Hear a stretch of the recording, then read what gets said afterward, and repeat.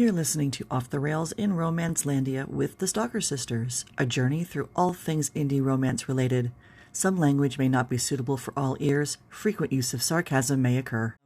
This is something kind of new that we're starting. I know we've done like book discussions and stuff, but this was the first time I think we've done where we've had like an event for a week where we asked questions and people came into the event and answered questions and got to chat with the author and all that other fun stuff. So Aly Stiles, thank you for being our first book club author. And we lost Susie. She'll be back. She'll be back. So thank you for being our first book club author with Undertow. And I started this, I thought this idea was great because, okay, as people know who know me, I couldn't shut up about Undertow. Once I started editing it and I started going through it, I would talk about it all the time and I just wouldn't shut up. So I was like, okay, I need to talk to other people about this book. And the only person I could really talk to about the book until it published was Aly. And then once it published, I was like, I need to talk to other people about this book. And I was like vague hinting at other people about the book and posting little things. And I'm like, you all have to read this book because I have to talk to people about this book. So we did this little event and that's a little bit. We had quite a few people join in, and we had questions every day and asked questions and answered questions. And just as a way of introduction for Undertow, we have Aly Stiles, who is the author.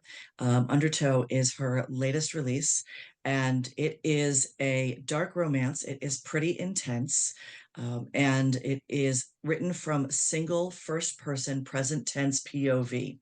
So there we go. We got that out of the way.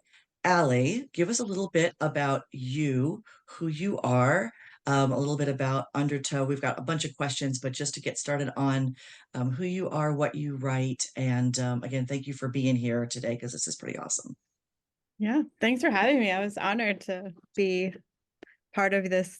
I had fun. It was a fun week. I liked sharing some little tidbits and fun facts. Yeah, I am. See, I always have trouble with this question, who are you? And it usually ends up with me saying I like cats. And that's usually all I can think about. So we'll get that out of the way. I like cats. No, I'm an author, musician. I tend to write really angsty, emotional books, regardless of the trope or the genre, they all seem to have a really emotional, angsty edge to them. Even my comedies have a little bit more angst than you typically would see in a comedy. But I like to cross genres. I like to cross tropes. I like to experiment. I experiment a lot with new ideas, new concepts, mashing genres together, mashing tropes together. If I do use a standard trope, I like to kind of flip it on its head and do something different than what's typically there. Because I like to write for the same reason people like to read. I like to try new things and experience new things and learn and grow. And that's just how I do that. So anyway, my music kind of the same. It's kind of all over the place with different genres. I collaborate with a lot of different people, a lot of different artists. It's just my thing. I like experiencing new things and meeting new people, and so it reflects itself across all my art forms, I guess. I love that. Well, Undertow was my first book that I read of yours. It won't be the last. We definitely know that. But it was my first foray, and I was hooked. This was amazing on so many levels. Ron, was Undertow the first book you've read by Aly? It was. It was. And I did right after CCR, I did a deep dive on her music, which I adore. But my reading list was pretty packed. So this was the first one. And I don't want to just say I liked it, because I did like it, but but there was a depth to it that is a little bit different than what most dark romances, it really took a intellectual turn for me that I wasn't expecting. It had a different depth that's more what I expect from other genres. I mean, suspense genres and that type of thing. And it was solid. It could very solidly be marketed as a suspense. I mean, I think that it has all of those things, and then it has the added bonus of having, the steamy, romancy stuff. So, I really liked it, and it won't be my last. I mean, I'll read more yeah. as soon as my list It's Yeah, worked TBRs out. get a little bit insane. Yes. That's why I kind of like the book club idea, because it's like, okay, we're doing book club this month, and it might be something that you'd never read. It might be something brand new, but it makes its way in there because everybody wants to be part of book club. So I had a lot of people tell me, they were like, well, this is, on my list, but since we're doing book club, I want to be part of the book club. Yeah. So like it just shot to the top of the list. Yeah. Susie, what about you? First Aly book? It was the first Aly book. Yeah. And Michelle came into our chat, so she's like, "Oh my God, you guys!" And I'm like, "What?" She's like, "This book." And when Michelle usually starts off with, "Oh my God," we know it's gonna be a good book. It was definitely different for me, I have to say. It was very deep, and I really enjoyed it, and it won't be my last. yeah, that was one of the things I found, was just the depth of it was just insane. I'm sorry, Aly, go ahead, say something. You were going to say something. No, I was just saying Oh, thank you for oh, giving it a chance and reading it. And yeah, it was. This was one of those books that, as I was editing it, I kept going back and I go forward, and the editing process for me is a little bit weird in that I have a tendency to cycle. I don't read all the way through. I read a little bit, I go back to the beginning, I start again, I read more, I go back, I start again. Maybe that's everybody's process for editing, I don't know. But I found that there were times when I was supposed to be editing and I was just reading. I was like so entrenched, and it like pulled me in. I was like, oh shit, I'm supposed to be editing. I'm supposed to be like making comments, and there was stuff that I knew that was there, but I was like, no, I'm just going to read a little more. I'll read like two more chapters, and then I'll go back to the beginning, and I'll do the work. And then I would get two more chapters, and I'm like, I'm going to do two more chapters and go back and then do the work. And we did a lot of work. There was work that we did in it, but it was captivating. I mean, it was intense, and as I'm reading through, I'm like, oh man, okay. I don't want to go back and do the work. I just want to keep reading. I need to find out what happens next. I think that goes a lot to what Ron was saying. It's dark, it's intense, but it's definitely suspense. There's definitely Mhm. a romantic suspense element to Undertow. It definitely has that level of intrigue and mystery, and pace. The pacing in it is just, it just goes, like it just continues to roll. It just continues to go. It just continues to go. And All right, so I'm going to skip a little bit to one of the questions I had, because I know we've discussed this, and this was something that came up with the POV, was the pacing of it. And before I do that, real quick, time out. Hi, Paige. Hi, Queenie. Thanks for joining us, guys. We're going to chat a lot. So if you have questions, or you want to say something, or you want to just like raise a hand, or yeah, whatever is going to work best for you to get us our attention. You can't really throw things at me. I mean, you could, but they won't reach. Uh-huh. But going to that POV and the pacing, um, I think this was in one of our chats, Aly, where I was like, I think I was 8 or 10 chapters in, and I was like, oh shit, this is all just Shaw's POV. It is single POV, which I don't normally read. I usually like dual POV, but I was at least 8 or 10 chapters in before I realized that it was all from Shaw's POV. And we talked about that. And why did you decide just to do single POV for Undertow? Um, I, I, I think when I went into it, I just really wanted it to be an immersive experience. I wanted it to be, where you almost forgot you were reading and you were just kind of in that world.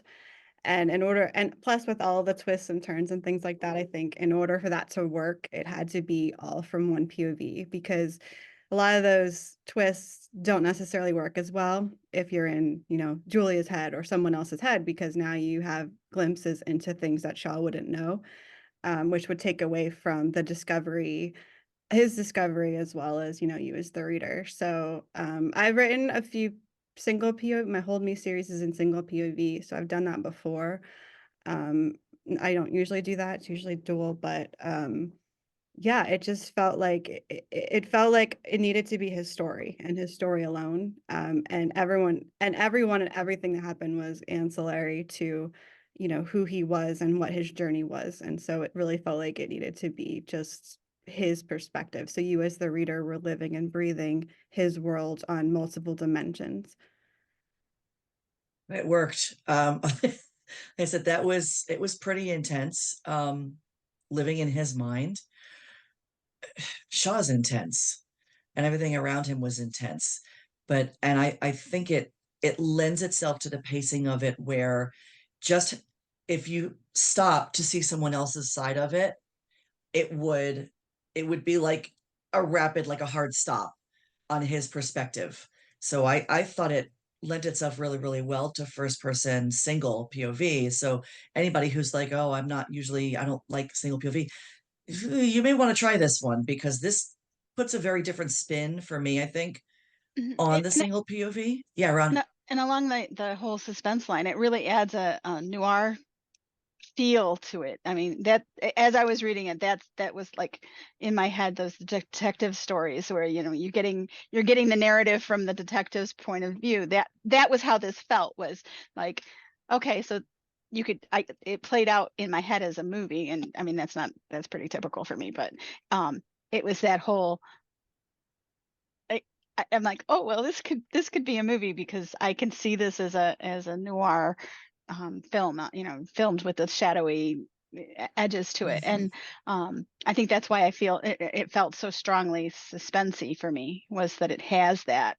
Um, I'm telling you the story about what's happening without telling you the story about what's happening, um, kind of feel to it. And I enjoyed it. I liked it a lot. Yeah, because we had to figure out other characters' motivations based on how they acted around and to Shaw. We didn't Right. get their idea of why they were doing things. It really was just his perspective and And I think that everything it would that have was happening that way. I think that it would have broke the pacing, to Yeah. try to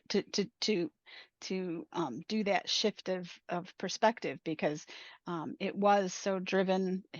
His internal dialogue was so present in it, um, that I think that if you tried to take it into into one of the other characters' heads, I think it would have just shifted and made it disjointed.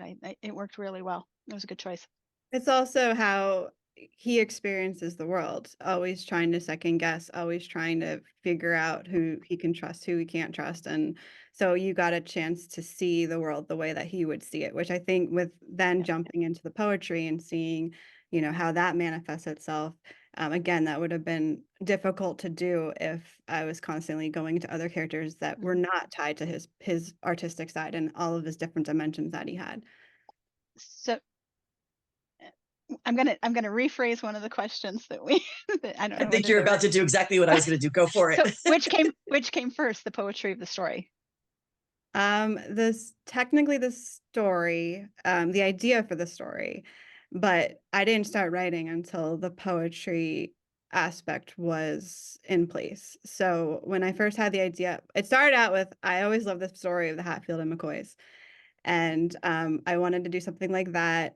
And then I had this idea of, well, you know, let's make it modern day and, you know, let's do this like Romeo and Juliet star-crossed lover thing. And then it kind of just evolved from there. And then I was like, well, let's put it on an island. So it's like this isolated, you know, almost surreal location. And then at the same time that all this was happening is when I met Julian and we started collaborating on music. And in that process, I learned how his brain worked creatively. And then he had written poetry. He actually had a poetry book at that time out. And then so he gave me a copy, and I was reading through it, and I was like, oh my gosh, like not that my style is similar to his, but the way that his brain works and the way that he perceives the world was very similar. And so when I had this idea for this character, I was like, well, you know, I write poetry, I write song lyrics, but I write poetry and song lyrics as a middle-aged woman, mother of two. Like, you know, I need raw, edgy poetry of like a dude in his 20s, you know, and that's just not what I do.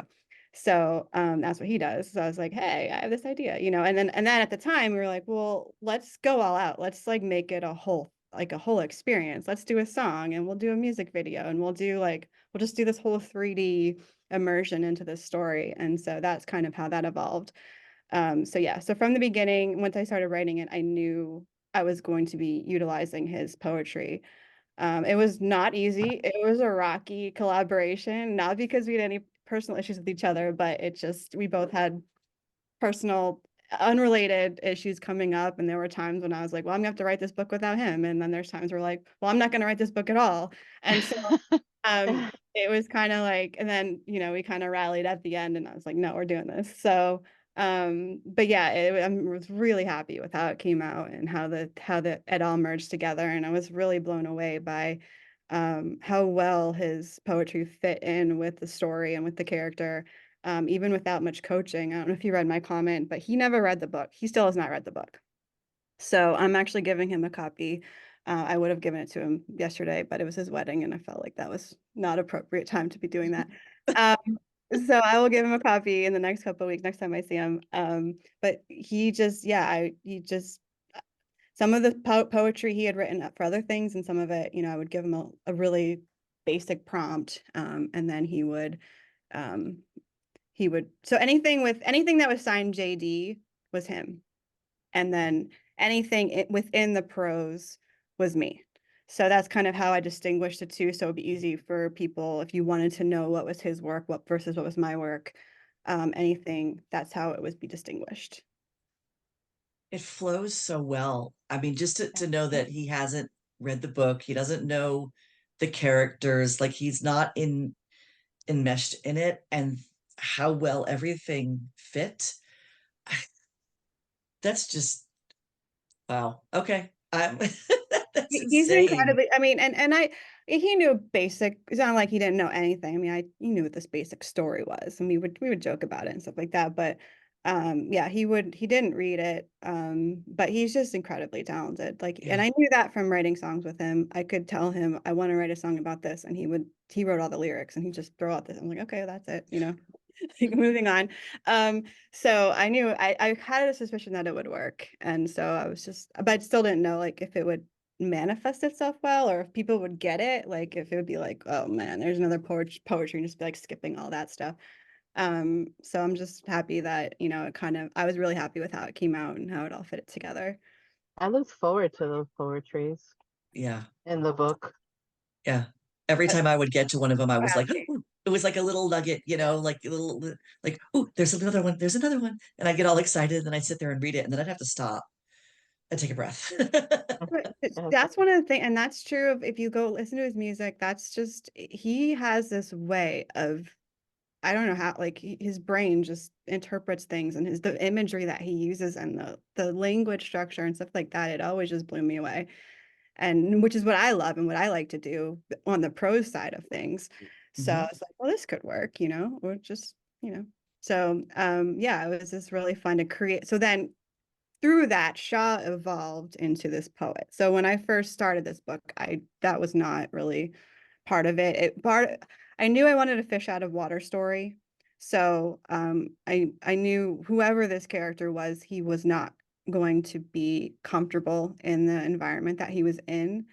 But then I was like, well, so do I make him a musician? Do I make him an artist? I'm like, well, I do a ton of musicians, you know, I've written an artist, like, let's do something I've not done before, which is a poet. And so, you know, Julian and that relationship kind of cemented that idea. And so that really evolved from that. And I'm a pantser for the most part. So when I first set out to start writing, I didn't really know where it was going, or what was going to happen, or who this guy was, or what his story was. So it's kind of fun to see it evolve along with you, with the reader. I was as surprised as, you probably were in a lot of places, like, oh, that's interesting. I didn't know that. That So was knowing that you were a pantser and how you went through it and how everything, the twists fit and the characters fit. And then this one would come in and it would like dovetail in on itself. And then things would just Mhm. like explode. And then it would be like, but like there was always like this, like in the margins.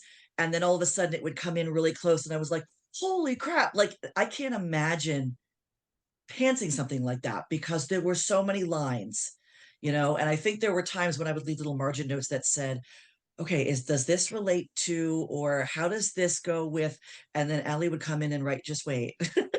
Like, just wait. Yes, yes, just wait. And they're like little notes for me of like making sure, because as an editor, one of the biggest things is making sure that there's no plot holes and that all the lines that go this way eventually come back this way. So there's no unraveled threads, you know? And there's some times where I would read it and I'm like, I don't understand how this. And then like 3 chapters later, I was like, oh, holy shit. Mhm. Oh, oh, oh, okay. All right. I get it now. But it really did kind of take this way where you're like, okay, I got it. I got it. And then something else would come in and it would be like, oof, okay. All right. And then we Yeah, get to the end and there's like a twist and a there's a lot of twist good and ones, a yeah. twist. And I'm like, I'm not breathing. Like I need to, I need to remind myself to breathe because it was so intense.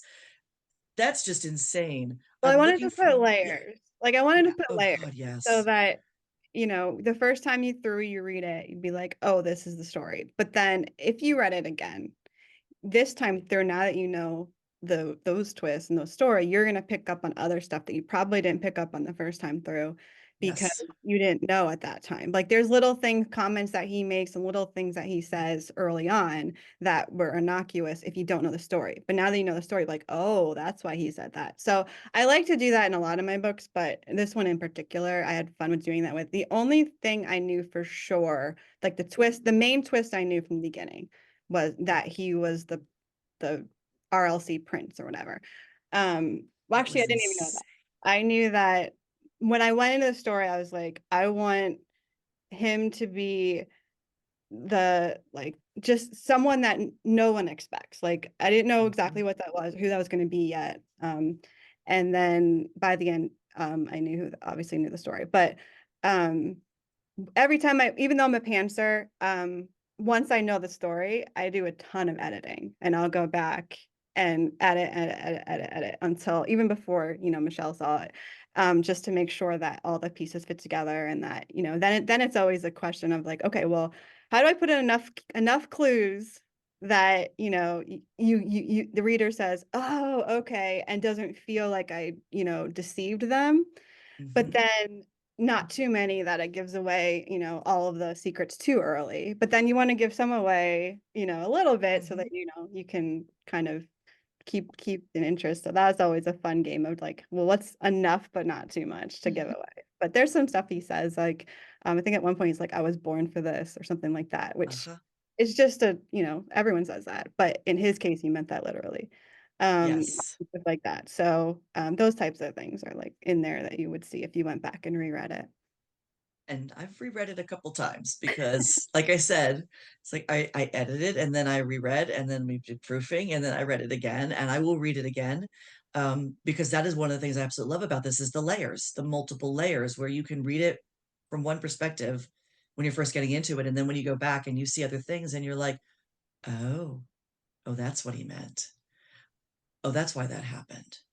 That's why, okay, I Yeah. got it. And each time you catch something different because if you don't know, you don't know, I Yeah. guess. Yeah. Yeah, and that was Yeah. fun. I had fun with that. Like even just with like the RLC, just like when he first gets the assignment to he has to establish relationship with them. Just his like horror at that at first, and wondering if they found out, you know, who he was Mhm. and his relief when he realized that they didn't. Like those types of things. Like in the moment you don't know that till later, but if you went back Mhm. and reread it, you would see like, oh, that's why he reacts that way. Mhm. Makes sense. So speaking of different things, Susie had a really good question about the What first one was you had. Yeah. what was your favorite scene to write, That's that's really hard to answer. Um, or least favorite? there's so many things like, yeah, I mean, it totally depends on, you know, what the definition of favorite is. Like, I feel like Mhm. there's different things that I liked about multiple, like, I think the one that stuck out the most to me was actually two of the flashbacks. The one was the drowning scene in the lake. I felt like for me, that was really hard for me to write. I cried through most of that just because like that felt like the culmination of his character. That's where his character was born essentially. And by that point in the book, I knew him really, really well. And so that one just really hit me hard. And then the duck scene, that one hit me hard. That was based on a personal experience that we had, with me and my son, and I was just like that one, was really emotional for me also. But then if there's other ones I like angst. I love angst, and I joke about this all the time. Like I can write like an emotional angsty scene like that, and then it could take me weeks to write like them having dinner. Like it's just the way my brain where I mean it's why it takes me forever to write the comment like the rom-coms. So anything with angst, like I probably really enjoyed it. Anything with like and Scarlett, I loved like as awful as she was, I had a lot of fun. That makes me sound like sadistic and evil, but I had a lot of fun like tormenting him with her. Um and yeah, so I that's the thing I like. That's kind of like where my little dark brain goes, um but I could So lie that's to you and say it was really the cute scenes that I really liked to write. so that goes into my next question. How is Undertow different or similar to other books that you've written? Um, I would say, well, one thing that's different is the fact that it is a true standalone. I tend to write a lot of series because when I create worlds and characters, I like to, really embellish them and like live in that world for a while. So I don't write a lot of standalones. I have a few. It's definitely different, the angst, in terms of like with the poetry and just having this three-dimensional feel to it. But I have written other suspense. I have written other twisted, dark stuff. Um, that was yeah. So that part is very similar. And I feel like no matter what you read of mine, it definitely has a like Aly feel to it. Like you have that. I have a pretty lyrical prose, regardless of what I'm writing. And it's always usually pretty emotionally heavy, and emotionally, even like I said, even the comedies. So, um, what's different? Yeah, that would be definitely the poetry. Although I write a lot of, like my rocker books, I have lyrics and song lyrics and things like that, but they don't play the centralized role in the story the way that the poetry did in this one. And then, yeah, so. Is this the first time you've collaborated with another artist to include their language in your book? Um, yes and no. Okay. I've co-written before. I co-wrote Guarding Shadows with Hazel. But even with that, she was critical of that book. I couldn't have done it without her, but because it was in my one of my existing series, I took the lead on the writing side of it. So even the POVs that she wrote, I really wrote. She just really, really deeply informed the story. So this is probably the first time though that I've left someone else's work in untouched. I edited his work a little bit, just sometimes to make it fit a little bit better. And I always showed it to him first before I included it. So just say, hey, you okay if you okay if I cut this part out, or if I, switch this word out, or like, can I take Sarah's name out because there's no Sarah in this? Like if he wrote something that was very Right. specifically for an ex-girlfriend or something, because he writes a lot about his ex-girlfriends. I was like, can I just take the part about where, you went to the mall and, whatever. Like, so that kind of stuff I edited, but everything else, as much as I could, left untouched. And most of it was untouched, with his work. So in that sense, yeah, that was the first time that I've ever collaborated with somebody, like in that sense. And I think we've talked about this before, but how long was that journey from start to end, from start to publish when you started writing Undertow to publish? How long was that journey? Um, I think we started, let's see, Julie and I met in 2021, February in 2021.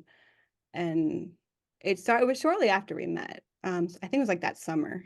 So 2021. Yeah. So probably about 3 years, from the time we started talking, I started drafting till, publication. And there were plenty of times when this book was not going to happen. I mean, either on his end or my end. Like he was going through some stuff. It's like, I can't do this. And I was going through stuff. I'm like, well, then we're not going to do this.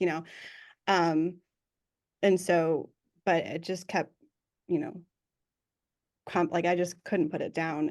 Shaw's persistent. Yeah, I just couldn't. I mean, and then, but there were times I was like, this book's just too. I got to, I think like 60%. I got to the point where, um, I forget what scene it was, but I just could not get past that scene, and it was there for a year and a half. I just like, forget it. And I just went and wrote other stuff, and I was like, this book's not going to ever be finished. And then, I came back to it in, I think end of last year, I kind of started plucking away at it again, and then my family, we had a personal family crisis in early part of this year. And after that, I had a really hard time getting back into writing, and I needed something really heavy and dark to get like processed through that. And that's where this project was like, oh, here we go. So actually had other stuff I was supposed to be writing, and I was like, I cannot write this stuff right now. All I can write is like people drowning in a lake. So like, so that's kind of how that ended up getting finished. It was my comeback project after coming through a really hard time. And so a lot of my own effort, like my own issues, I was able to work out through Shaw. So that kind of helped as well. So yeah, that's kind of the journey that a lot of art takes. It's just, it's not It's clinical. cathartic.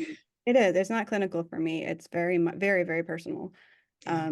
Just makes it hard when it's your profession. Because I know that, there's expectations and timelines and things like that, but it also is coming from a very personal place. And so sometimes you just have to go with it. I hear Do you have, that, and I feel that. Sorry. no, go ahead. No, go. You're good. Oh, I was just going to ask if through the process that she has a favorite character, Oh. and in this book, and then from all of your books, what's your favorite character? Well, in this book, I mean, obviously there's obvious Shaw, yeah, but if I'm gonna go someone else, honestly, like I'm kind of with you, Michelle. Like Merrick is the one that like he's one I didn't see coming. But and their relationship just naturally evolved. I wasn't necessarily planning that. I just started to see that as they, kind of went through war together, and, based on what their values are and what Merrick's values are, he would value someone like Shaw with his perseverance and his, strength and ingenuity and things like that. So like watching them evolve and watching his respect for Shaw evolve was kind of fun. So I did really like his character a lot in this story. Michelle was asking about a sequel just for Yeah. Merrick.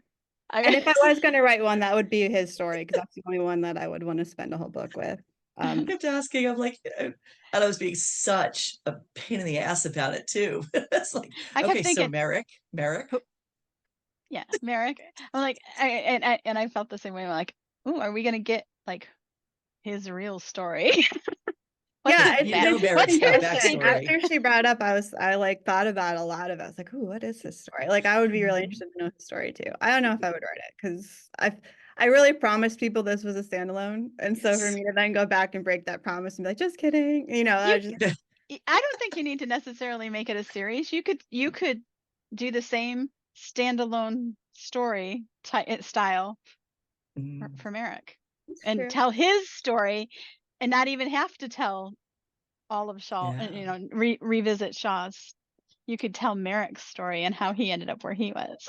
Yeah, yeah. I mean, I'm never Merrick going to starts say no screaming to. at you. I'm here Yeah, for it. I've learned never to say no to anything, because an idea that seems absurd to me now, I could wake up tomorrow and be like, okay, that's my next book. So it's happened. It's happened multiple times. So Um, overall, who's your favorite character in all of the stuff you've written? Do you have a favorite? um, can I do two? Sure. Well, You so can do as many as you want.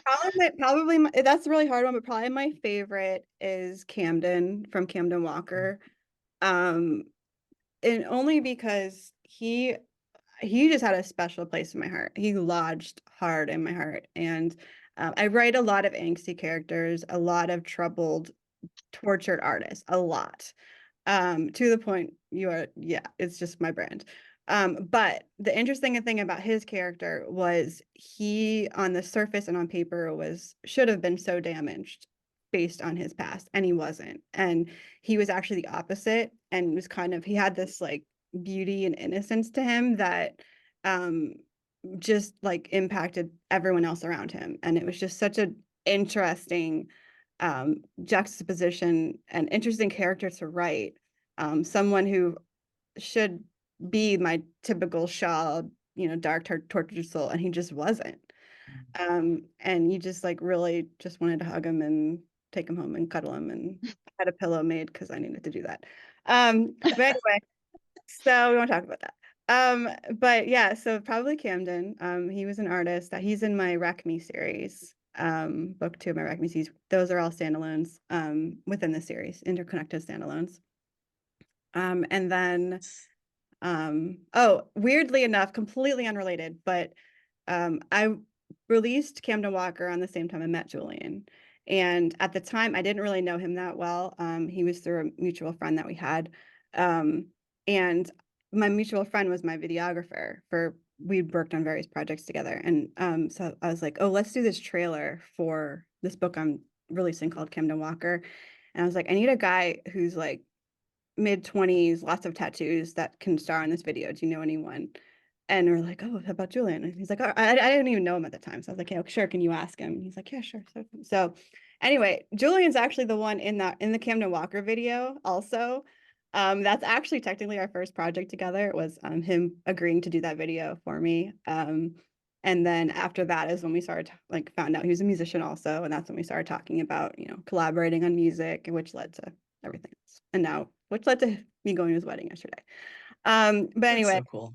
so yeah, we've become really good friends and worked on a lot of projects together since then. But yeah, he just completely unrelated. He's also Camden in the video. That's cool.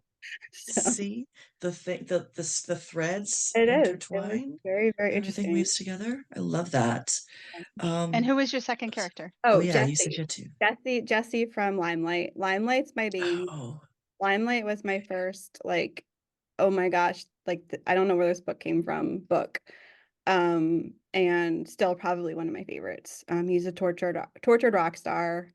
And that's up until Camden, that was the book. If someone was like, well, what's your favorite book that you've written? That was the one. And then now Camden would be right up there, and maybe Undertow. I don't know.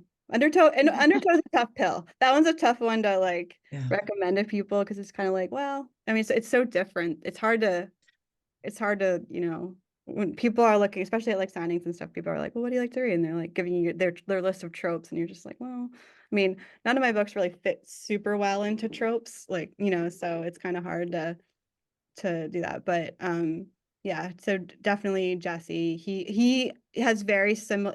That book is very similar to Undertow in terms of the integration of his inner artist and his tortured inner brain monologues to his art and his surroundings and his actions. So it's very similar in like that, his lyrics and his challenges are seamlessly integrated into the action of what's happening around him. It's also single POV.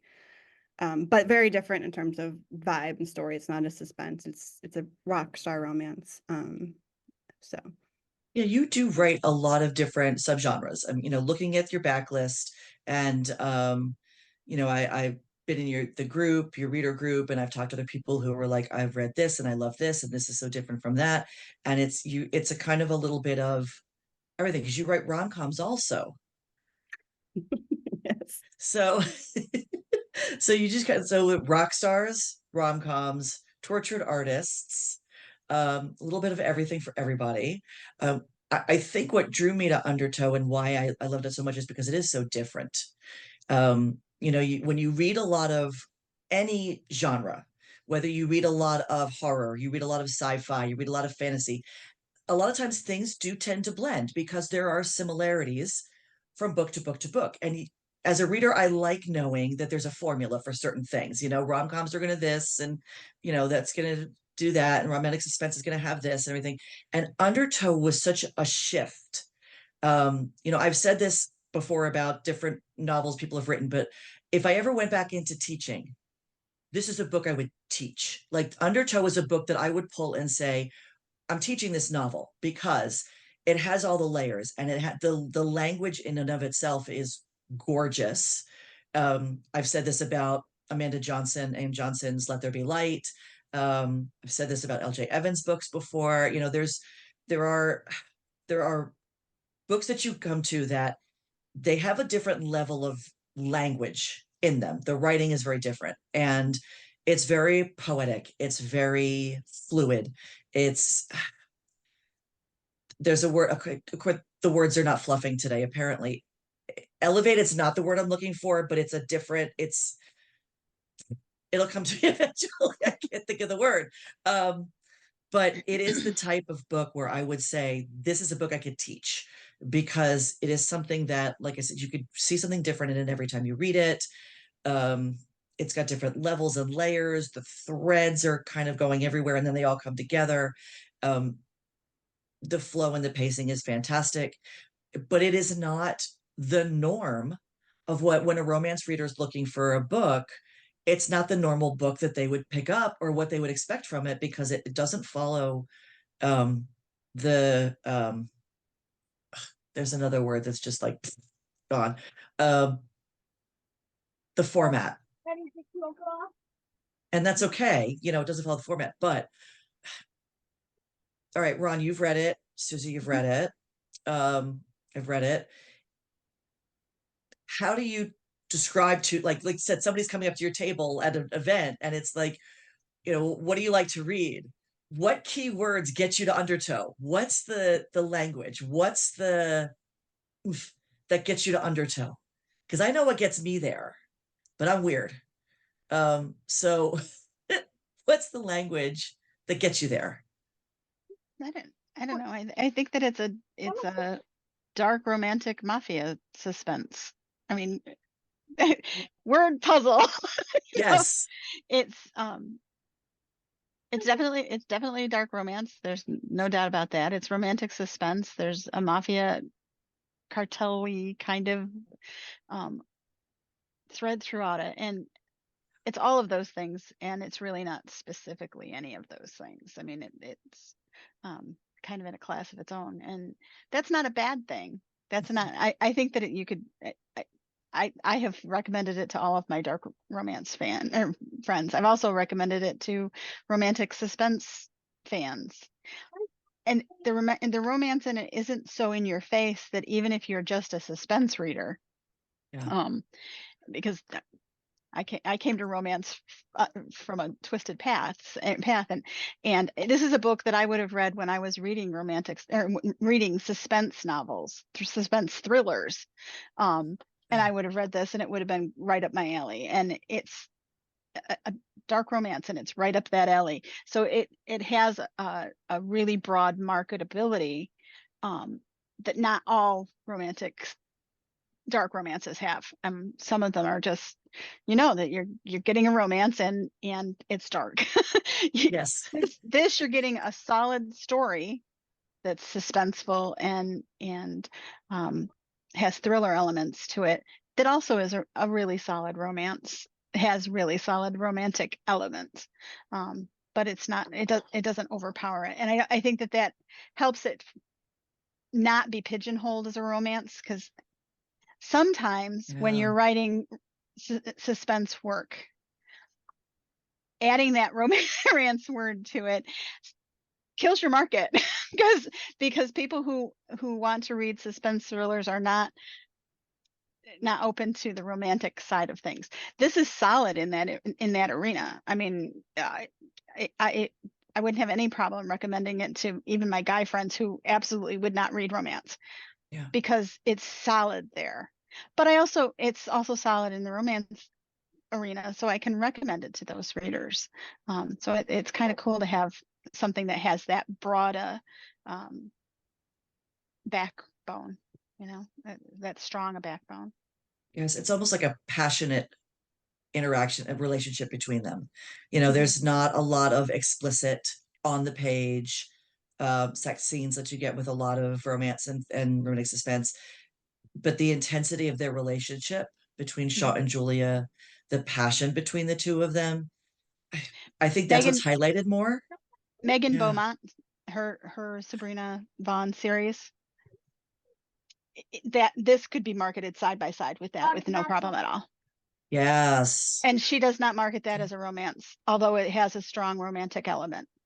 Yeah. I think that in my head, that's, if I have to say, okay, on my where am I going to put Aly's book on my shelf? I'm going to put it Right. next to next to Megan Beaumont's books, because that's where it fits for me in terms of what I like, and um, where I read in that arena. So that's how I would market it to those people. I would market it to Megan's part, Megan's I'm listening fans. Yeah. really closely because I didn't know the answer to that question. So Yeah. No, Good. that's true. And I thinking about Megan and how she does write two separate genres, and she does write as Megan Beaumont is much more of the thriller Yeah, element of it, the suspense thriller element of yeah, it, with a relationship that runs through it. yeah. And And it's a uh, solid it's a yeah, solidly romantic relationship that in the Sabrina Vaughn's books, that they're connected, um yeah, but it's also fluid, the same way that you see Shaw be a little bit fluid in where you have to be, where he has to go to be able to navigate the world that he's living in, and yeah, that's also very similar to the Vaughn series. yeah. So And we haven't talked a whole lot about Julia as that, as a character, as um the love interest in the novel. And okay, so where did Julia's inspiration come from? How does Shaw connect with Julia? What's the link there? I think their stories and like are very similar. I mean, in terms of they don't know that at first, and really not till the end.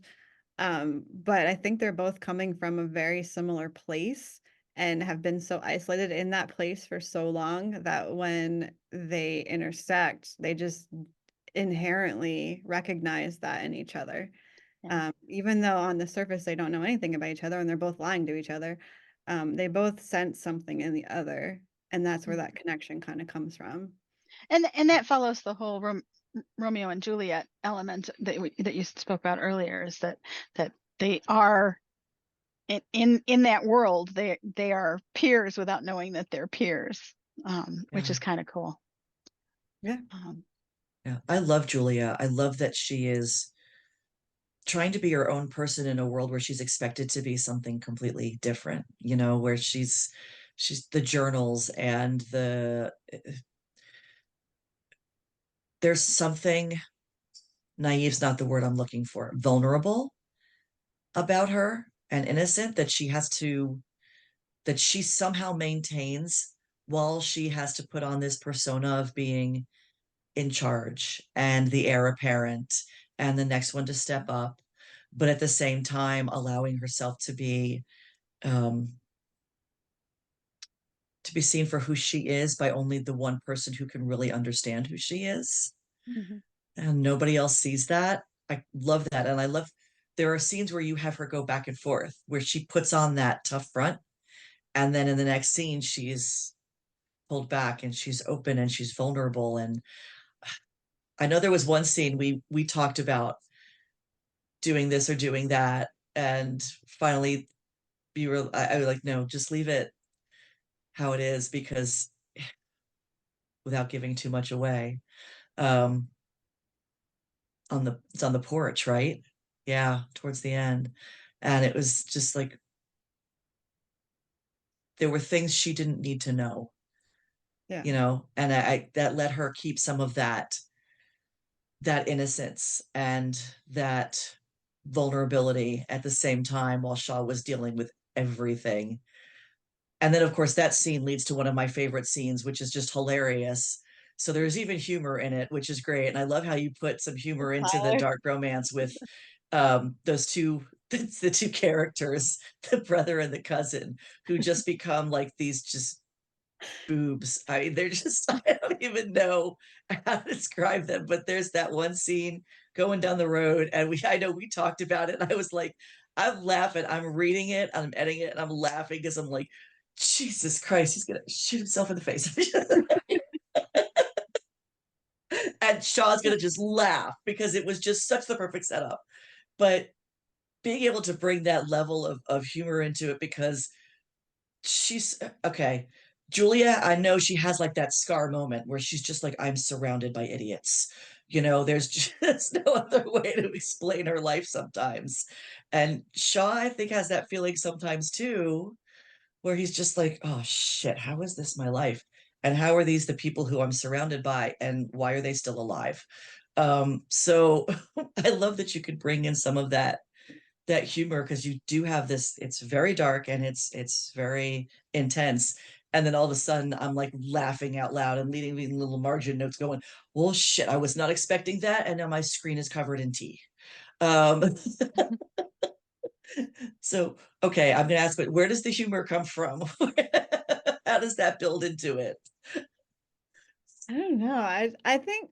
I think it's just a natural thing that I do. I mean, all my books, even as angsty as they are and dark as they can get, there's always some element of humor to it, whether it's a very dry, sarcastic sense of humor of the MC or just a side character to offer just that break. You just need that, mental break. And I need that as an, even writing, like as much as I like to be in that space, in that really dark, heavy space, like you just need to come up for air sometimes. And I feel like that's my life too. Like I'm very, very dark, introverted artist, but I'm also can be very funny. And so I just feel like that's kind of a reflection of myself and my own personality. But yeah, I can, like, now that I'm thinking about it, yeah, all my like, Camden, there's a side character, as heavy as that story is, there's this like this older neighbor who's just loves him and just comes over and makes some casseroles and that he never wants to eat because they're disgusting. Like that kind of stuff. Like there's always that character, or those side stories. And I think also experimenting with comedy has helped a little bit with my pacing, my later stuff versus my earlier stuff, because even with comedy, I would find myself as I was naturally starting to get going too dark down that hole, and you can't do that in comedy. Like I would be adding a scene to bring it back. And so through doing that, it's kind of helped, like when I'm writing a story like this, okay, I need a break. So Tyler's gonna threaten him with a gun that still has a safety on. Like just like, it's just I just think just from a pacing standpoint, it's important to have those moments of especially in this story where like the backstories were also heavy. And it's just like, it was a lot. It was a lot. And I understand that, it's not for everybody. Believe me, I get it. So and that's another thing, again, when it's like when people come to my table, at a signing and don't know anything about me, like I usually lead with that because, if they tell me what their favorite books are and it's like, fluffy, with the small town, cozy, but I'm like, well, yeah, it's so nice meeting you. Like, I hope you have a wonderful time today. It's like, I'm not going to torture you. Don't worry. Like, I'm not for you. It's okay. But yeah, I mean, that's all. You're asking me questions that are making me think about things that I hadn't necessarily thought. I just kind of naturally did. Um, they're not necessarily intentional. I think I'm just, again, I write because I want to, for the same reason you read, like I want to experience new things. And so, but I get to do what I want. So if I feel like I need a break, I can write in a little break. So you said that you approach your life with humor, to break up your personal angst with humor too. What else? How else? How I don't even know how to word that. How do the rest of your life experiences inform your writing? Um, Do they? Yeah, for sure they do. I always write. I mean, even when I was little, I've been writing since I could write, since I was 7. I mean, I have like literal spiral bound notebooks. That whole thing with Shaw, like that comes from my own. Still have a lot of them. If you read those stories, you would, like, my parents obviously never saw them because they never committed me to any kind of like constitution. I would have. Um, but that, and looking back on it, that's just how I dealt with undiagnosed like depression and anxiety and what's now starting to manifest as bipolar tendencies. And so like, but I didn't grow up in an environment where that was acknowledged or dealt with. So I had to deal with it on my own. And that's how I dealt with it, was writing these really dark, heavy stories. And that was kind of a way that I could process feelings and emotions without even knowing that's how I was doing it. And then so as I grew older and kept, I have hundreds and hundreds of these stories in these books.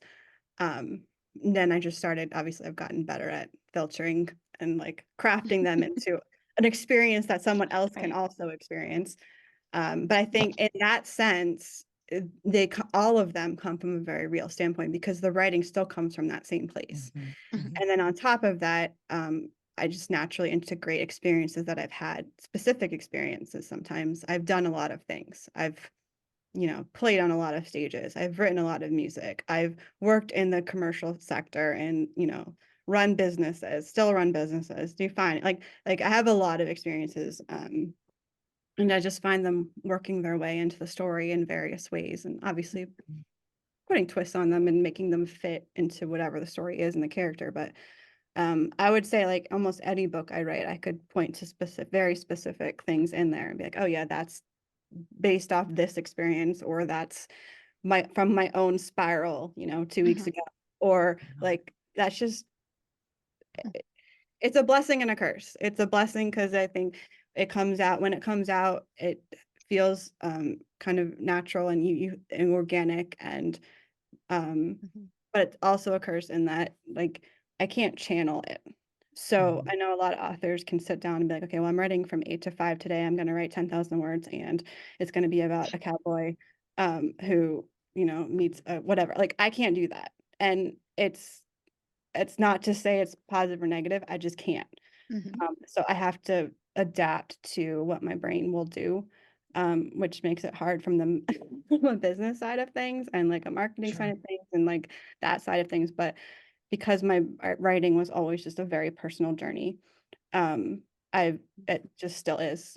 Um, and I've tried to adapt it as much as I can to be able to make it commercial and to be able to actually publish and share my books with people. But the process itself is still what it is. Yeah. But I think that's a really healthy way to process Yes. mental health stuff. I mean, and I think that it allows you a really significant platform to be an advocate for positive mental health, which is not always. I mean, Mhm. that's not always Yeah. what happens in this industry. I mean, people are really demanding of authors in terms of, you wrote this book and you said you were going to write a sequel in it, and it's been 5 years, and we haven't got the sequel, and you've written this, and you told us that was coming, and when are we going to get this? That's a Mhm. lot of pressure, and for somebody to be able to face that pressure and say, not only am I a competent author and business person, but I'm also a human dealing with human stuff. That's powerful, and that you talk about your journey so candidly. I appreciate it, because navigating that in my world is a tough thing for me to do. When you take on roles as um, organizers and chaos coordinators, the vulnerability behind saying, and I'm also dealing with this. Yeah. Finding advocates in that world, it's always Mhm. good for my heart. So thank you Yeah. for that. No, Yeah. I appreciate you saying that. I think that in this book, not so much, but I think a lot of my books are very heavy on advocating for mental health and mental illness and dealing with those issues in a very direct and candid way. And I've tried to be honest about that from a personal standpoint as well, to connect the stories with my personal experience, even in my Mhm. books, or in my reader group, things like that. Yeah. But yeah, I mean, I know so many Yeah. people deal with Yeah. that, experience it, and it's just, it's something that we even often recognize in each other and in our books, but we don't necessarily, talk about it. And so Mhm. I feel like this is a way to be able to open up that dialogue and open up that conversation for people who might not otherwise feel like they can voice what they're experiencing. Or the other side of that I've gotten a lot of is like people who don't necessarily experience it, but someone they love does. And it's a way for them to understand Mhm. um, someone who otherwise they could not really understand or see their perspective. So, and that's just what books do and what Love art that. does. And that's one of Yeah. the things I love about it. Yeah. Yeah. There's a quote that It's- goes something like, by showing your vulnerability, you empower others to do the same. And I think that's, if anything, and not that that's going to be your only legacy, but it certainly is a part of your legacy, and I appreciate it. So thank you. Yeah. Helps people feel seen. And that's a really difficult thing, right? A lot of times is who you really are and how you really see yourself. And when you can read a story or talk to an author or read something the author's written about themselves and say, I see myself in that. And um, knowing someone else sees that too and feels that, it can be very empowering to be able to say, okay, I'm not I'm not the odd one out. I am not the weird one. There's other people out there who are like me and I feel seen. And I love that you talk about that genuinely and candidly and it comes out in your stories because a lot of us read for escape, but sometimes what we're escaping, we jump right into what we're trying to escape because we're living it through someone else's life Yeah. and that makes it valid and we can accept it, but it's not us, we're living it through someone else, so It's a it's safer way. empowering. It's just Safer, a that's exactly it. yeah. And Yeah. I Yeah. think that's why I write it. Like, because so and so fictitious person is experiencing it, and I can process through that person and Yeah. give them the HEA that we all want. Yeah. But even so, like even though that they have the HEA, the journey there is hard. I mean, and in my books they're hard, and even the rom-coms, they're not easy. And I know that, and I'm very open about that as well with people, especially who have never read me before. Like this is not an easy read. Yeah. So but that it's gonna I make got to I got to 90% and I was like, well, he's gotta have where's Shaw's HEA? He's gotta have an HEA. What the hell? Like I 90%. And I'm like, did. keep Yeah. reading, keep reading. I had to write I had a beta reader. She's like, where's the extended epilogue? I was like, oh, I mean, that's how it ended. Like he turns the page. It's a blank page. It's the perfect poetic ending. What are you talking about? Yes, yes. Oh, I wouldn't know. Like, I was like, all right. So I actually wrote the epilogue just for her. I did include a link in the back, so if people want it, they can have it. But I didn't want to make it part of the story because it really didn't feel like it was part of the story. But there is an extra epilogue if you want to know like a There little bit. is. And it's beautiful and I love it. And he does get his HEA at the end of Undertow. There is an HEA. And it's just, ooh, it's a hard road getting there. There's a lot that goes on. But it definitely has an HEA at the end. And the minute I read it, I was like, that's perfect. It is absolutely perfect. And it was the little pieces, the little steps. I bawled my eyes out. The whole last 10% of the book is like the one scene, the golf cart and the water. And I was like, I am bawling while I'm reading this. And I was just like, I'm gonna read it and then I'm gonna leave it. And then I'll come back and look at it again and edit. And I was like, nope, bawled that time too. Had to come back a third time. Had to prepare myself to edit it because it's so emotional. Yeah. The I was language, oh, And it's just intense. I love fluffy romances, and I love Yeah. Yeah. completely funny rom-coms that are just light and escapey. But I also like a book that gets me, that like Yes. takes my shoulders and says, okay, just hang on, because it'll get there, but you're gonna take a ride before you get there. So I think that that's good. I mean, I think that it does, that everybody needs, well, not everybody, but certainly I do, need something with a little bit of grizzle, in terms, that you gotta like cut your teeth on a little bit before you get there. Oh, Ronnie Frost, there we go. Hmm? Go back like 30 seconds because you froze. Oh, I said that I just like it to have some grizzle in it, for it to give me something to chew on before I get to the happy ending. Yeah. Yeah. I Yeah. have one Certainly, yeah. quote. Go ahead. I'm sorry. Oh, no, sorry. There's one quote that I didn't do a whole lot of highlighting when I was reading because, of course, I was reading and I kept forgetting I was supposed to be highlighting things. I do have favorite quotes throughout, but there's one from one of the poems that I think it's kind of relevant for the whole story. Like each poem, each little poem has its own space within its place within the novel. But then I got to this one, and it's just 4 lines. It says, I've crawled through grief and clawed through stone to be 6 feet deep and feel at home. I was like, wow, that just encompasses everything for Shaw, for the story, for finding his place and everything else he went through. And I was like, damn. I mean, there's a lot of good poetry, but those 4 lines stick with me. Yeah, Like that's yeah. was So one of my favorites too. I love the fact that as I'm seeing people highlighting things that are standing out to them, I love that I'm seeing as many poems as I am like lines from the prose. I think yeah, that to me that's awesome. Every time, and then every time someone does a poem one, I send a screenshot to Julian so he can see that good. his words are being appreciated. But yeah, I think, I mean, everything you said is right on. And I don't want it to sound like I'm, disparaging fluffy stories. I mean, No. they certainly have their No. place. Um, and that's just not what I do. And Right. I'm very upfront about that because I feel like people should know what, know what to expect. Mhm. But yeah, yeah, I have this is the book from the music video that we did.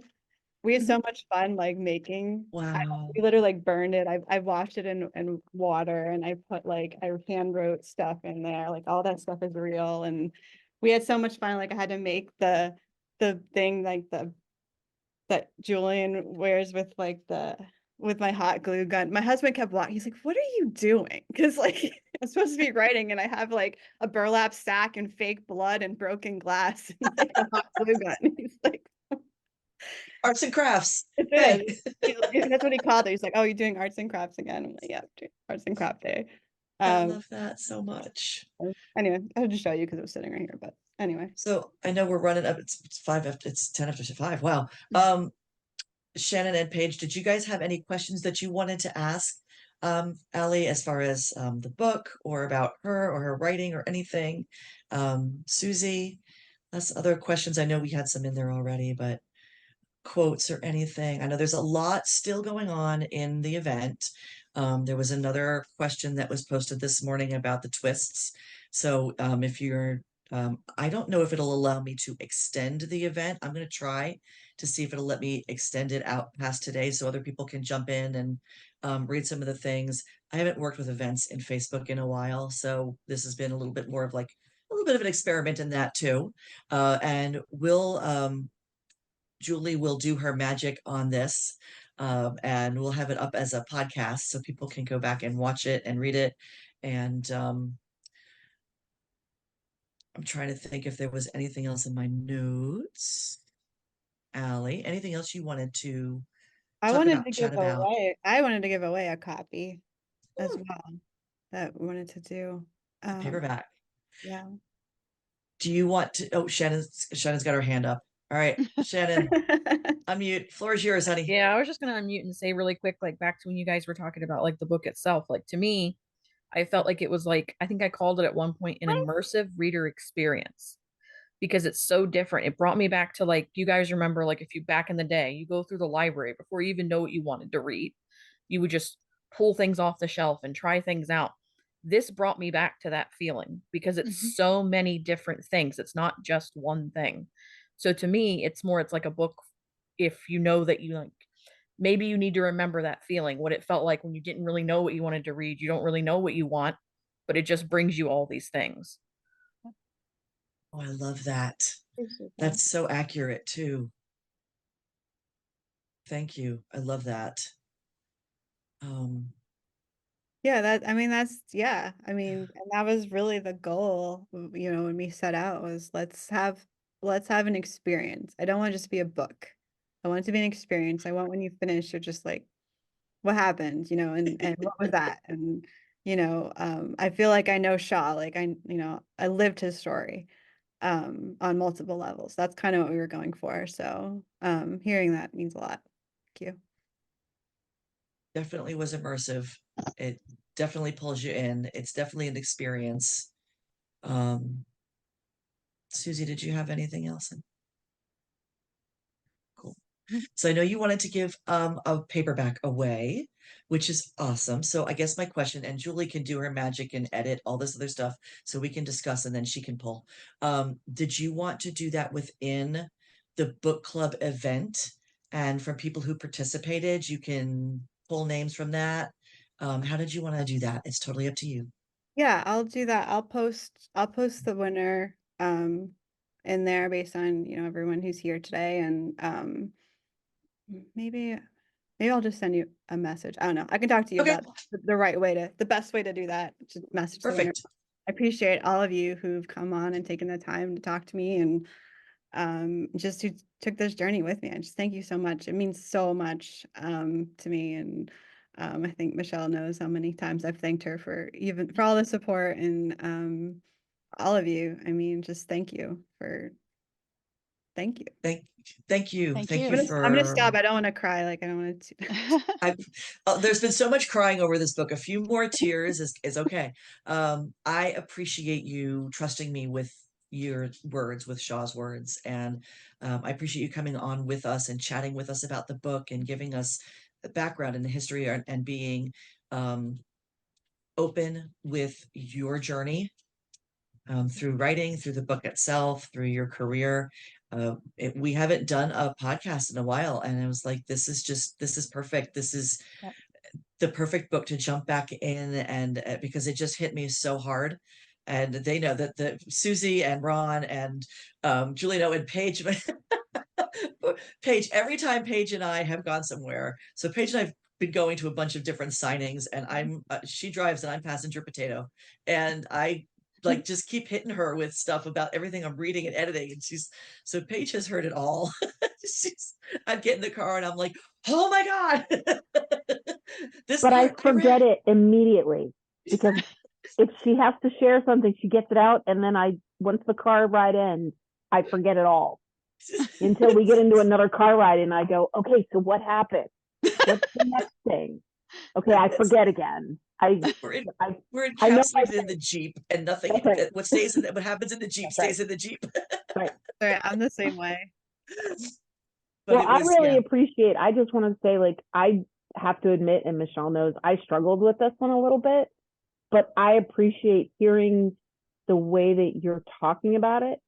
It's helping me. I told Michelle I really wanted to come today because I was like, I want to get another perspective, and hearing the way that you talked about it, I want to go back and start it again because I'm like, I think that she kept telling me, Aly knows it's a tough one. She knows she wrote a tough book, and I'm like, okay, I'm going to start it again, and I want to kind of give it coming from a different perspective of it, like it's angsty and it's supposed to be, and it's raw, and just feel it all in. So Michelle just did exactly what I was hoping for, which was get that perspective to come back and start it over again and just kind of push through it all to get all of it. And it's okay to feel that emotional rock and just go with it. So thank you, Aly. This did exactly what I was hoping. Oh, good. I'm glad to hear that. And if it still doesn't work, you can go get Street Smart or Play Smart and try that one. Right. I'll get those too. I'll do that also. I'll just get them all. That's true. I think sometimes romance readers, and I will kind of leave it on this, is that romance readers dive into a book expecting it to be an easy journey because they know there's going to be an HEA, and even if there's angst, they know. And giving yourself permission to jump into a book and say, this is going to be a hard ride. This is going to be angsty. I'm going to cry. I'm going to be angry. I'm going to have to walk away and come back. And giving yourself permission to enjoy a book like that and dive into a book like that, knowing that it's not a smooth ride, I think is something that a lot of readers forget that they're allowed to do. Yeah. Because Yes. they expect it to be something else, and you're Absolutely. allowed to do that and feel all of that and be angry and still love it and still need it and still cry and still get through the journey, even if it's not the easy journey that you're used to from other books. Yeah. So My friend Tiffany says she puts it on ice. She likes to put my books on ice, or put the books on ice. That's what she means when she yeah, wants to put it down for a little bit. yeah. Totally fine. I mean, I do that when I write. So it's, I totally get it. Exactly. And that's also why I had like the intro letter in the beginning, because I just, again, trying to set you up to understand that here's what it is. And maybe it's not for you, and that's okay. That's okay. Yeah. But the beauty is now people know what it's about. And even if it's not for them, they're going to meet someone else who's going to say, I'm looking for gritty, intense. I want to bawl my eyes out. I want to be angry at some of the characters. And we're all going to be like, ha, ha, ha, ha, I've got a book for you. And we're all going to pull out our copies of Undertow. So, Aly, thank you so much for coming on with us today, for thank chatting you. about Undertow, your process. We really appreciate it. And we'll let you know when all this is going to release. Julie will do her magic, and we'll get Undertow out to more people. Everybody needs to read this book. Damn it, it's gorgeous. So anyway, Aly, thank you. Thank you, thank you, thank you. And thank you, Ron, Susie, Paige, for joining us. Shannon, thanks for joining us. And Aly, anything, very last minute, the last word is yours, love. I like cats.